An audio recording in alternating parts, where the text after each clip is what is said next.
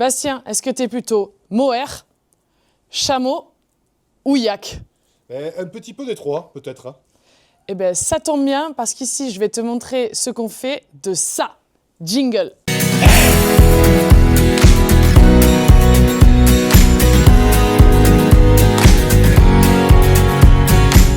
Allez Bastien, cette fois-ci on est encore dans la Tarn et on est dans une institution tarnaise. Je t'amène à l'atelier Missègle et tu vas découvrir ce que c'est. Donc là on est à la fin du process. D'abord on va aller voir Madame Jolie, c'est un vrai honneur de la rencontrer.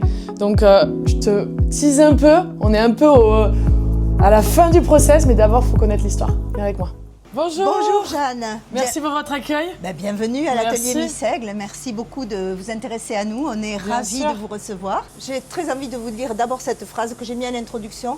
Quel que soit votre rêve, vivez-le, car l'audace est empreinte de génie, de puissance et de magie. Nous sommes à l'entrée donc de l'atelier et on a eu à cœur de mettre la photo de toutes les personnes qui travaillent ici parce que c'est une manière de reconnaître leurs compétences, de reconnaître aussi qu'on fait communauté. Alors quand on achète un textile, on ne sait pas trop, on le reçoit directement dans le carton ou on le prend, on le met et là au moins on voit d'où ça vient et comment c'est fait et ça c'est extraordinaire. Absolument. Alors là, on est dans la partie nouvelle, le nouveau bâtiment dont je vous ai parlé tout à l'heure qui a été construit en 2020. Tout ça c'est la partie en fait stock. Le fait de vendre en direct nous amène à avoir en permanence un gros stock pour pouvoir livrer les clients le plus vite possible. Le stock principal là-bas, la zone de stockage des matières premières et là on va directement après dans l'atelier.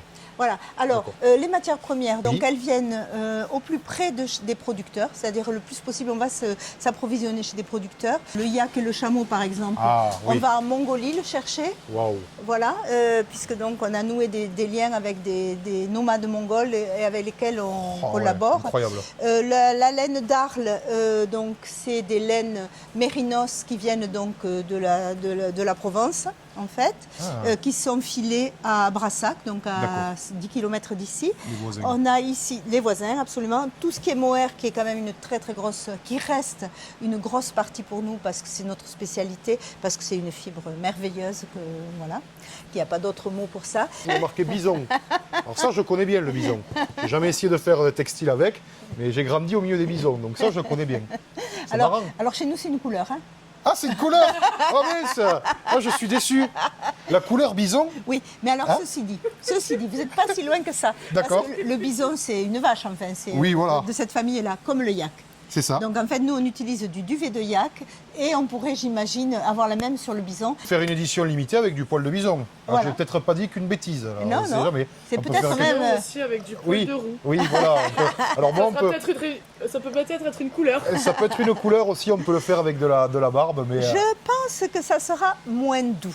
Là, nous avons la partie confection et donc Gaëtan vous attend pour vous parler de tout ça. On va aller voir Gaëtan. Mais Jeanne, du coup, tu vas aller à la rencontre de Gaëtan et je pense qu'il a plein de choses intéressantes à nous dire parce que là, ça remue vachement dans cet atelier et ça a l'air très intéressant. Viens voir. Bonjour Gaëtan. Bonjour Jeanne. Ici, là, Jeanne, en fait, tu es dans le cœur du réacteur. C'est la première étape.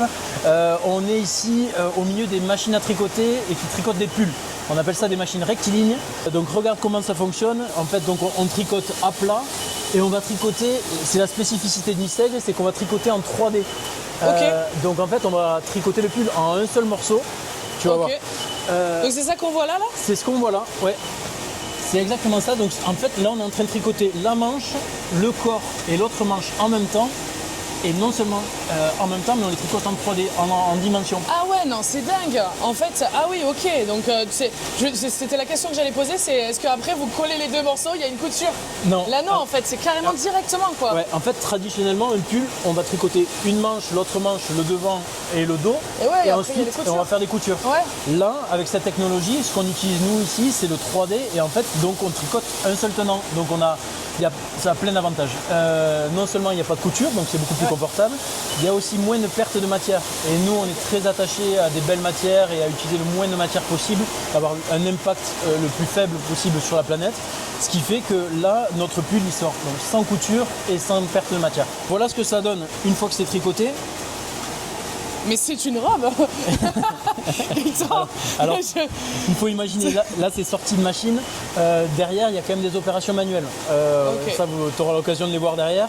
Il y a notamment du lavage et du séchage, c'est un après. Donc ce qui va vraiment donner la dimension finale à la pièce. Ça va réduire quoi. Ah oui, voilà. Genre ça reste pas comme ça quoi. Là, on est en train de tricoter un pull qui tirait bien. Ah ouais. Ça m'irait bien. Ça tirait bien. Ça raccourcit jusque là. Ouais. Bastien, sans bosse au niveau des manches, on est presque pas mal. Ça donne un petit côté adolescent. Je trouve que c'est pas mal. Écoute. Là, on a parlé de forme, on a parlé de tricotage. Là, on a un mérinos d'Arles. Donc mérinos d'Arles, ça vient donc de laine mérinos du sud-est de la France. Okay. Donc on sélectionne, tout va être transformé en France, donc ça va être lavé, filé en France. C'est filé par un voisin, c'est à la filature du parc, c'est à 15 km d'ici. Donc la filature se fait là. Et ensuite, donc nous. Tu veux dire quoi par filature? Filature, c'est de transformer la laine en fil. Ah ok. Ouais. Et ça se fait ici? À Brassac. Mais non. Juste à côté. Incroyable. Ah ouais, il faudra que vous allez voir ça après. Ouais. Donc ce qui fait voilà, on a là un produit en circuit ultra court quoi. Là on est sur de la laine mérinos d'Arles. Là-bas on est en train de tricoter de la laine mohair et soie. Ok. Ici on a du yak. Enfin voilà, on a plein de matières. Du yak? Ouais, on tricote du duvet de yak. Ah, c'est formidable comme matière. On a vu les pulls, maintenant on va aller voir les chaussettes si tu veux bien. Ah oui, j'adore les chaussettes. Viens Bastien, on y va. On a parlé des pulls, mais c'est vrai que sur le même type de machine, on fait aussi des collants, des accessoires, des gants, des mitaines, des bonnets, on fait plein de choses. Ah mais en fait, quand on dit je viens te rhabiller pour on va te rhabiller pour l'hiver, on vient ici quoi. De pied en cap. De pied en cap. Là, on arrive dans la zone de tricotage de chaussettes. Ok. C'est un autre environnement, c'est un métier qui est complètement différent. D'ailleurs, c'est un peu notre spécificité, c'est que nous, on fait des pulls et des chaussettes. Les fabricants, ils sont soit spécialisés pulls, soit spécialisés chaussettes. Le fait d'avoir les deux métiers dans le même endroit, on n'est pas beaucoup en France à faire ça, voire on est les seuls. On n'est plus en train de tricoter en rectiligne, on est en train de tricoter en circulaire. C'est hyper automatisé. Toute la partie tricotage, c'est comme côté pull en fait. On est sur des machines, nous, on est un atelier qui est assez récent et on a la chance d'avoir un atelier en fait vraiment à la pointe de la technologie. Donc on a le tricotage qui se fait là de manière automatique et ici, viens voir là il y a le remaillage qui se fait. Donc le remaillage en fait c'est la fermeture de la pointe de la chaussette en maille à maille. Donc là le crochet là qui est en train de travailler. Ça c'est les chaussettes finies ça? Ouais, ça c'est les chaussettes finies. Là, là elles sont finies, il y a rien à faire. Alors si, on va quand même on va les former, c'est-à-dire qu'on va les repasser et mettre de la vapeur dessus pour leur donner leur aspect vraiment fini. Et ensuite les contrôler, les conditionner, mais il n'y a pas plus quoi, tu vois. La chaussette en fait, alors c'est un très bon exemple, bravo d'avoir choisi celui-là, c'est notre chaussette ultra solide. Ah! La fameuse, parce qu'on fabrique les chaussettes les chaussettes les plus solides du monde, et c'est pas des blagues. C'est un peu un hasard. On voulait faire des chaussettes super solides parce qu'on avait quelques clients qui perçaient nos chaussettes et ça nous mettait en rogne. Vraiment, on avait envie de... Parce qu'ils vous renvoyaient les chaussettes en vous disant qu'elles étaient trouées? Ça arrive, ouais. Leur renvoies un coupongle dans le colis. T'es pas dans le commerce, toi aussi. Ok. Bon, toujours est-il qu'on s'est mis en quête en fait de fabriquer une chaussette la plus solide possible. Et donc, ce qu'on a fait, là, c'est une chaussette en fil d'Écosse. C'est un coton mercerisé, donc bien solide, un peu brillant. Et on vient tricoter par-dessus un renfort polyamide Cordura. Donc sur le talon, l'arrière du pied, le talon, le dessous du pied et la pointe. Ce qui donc toutes les zones d'usure classiques des chaussettes. Ce qui fait que ton pied, il est toujours en contact avec le fil d'Écosse, mais par-dessus, tu as le renfort polyamide. D'accord.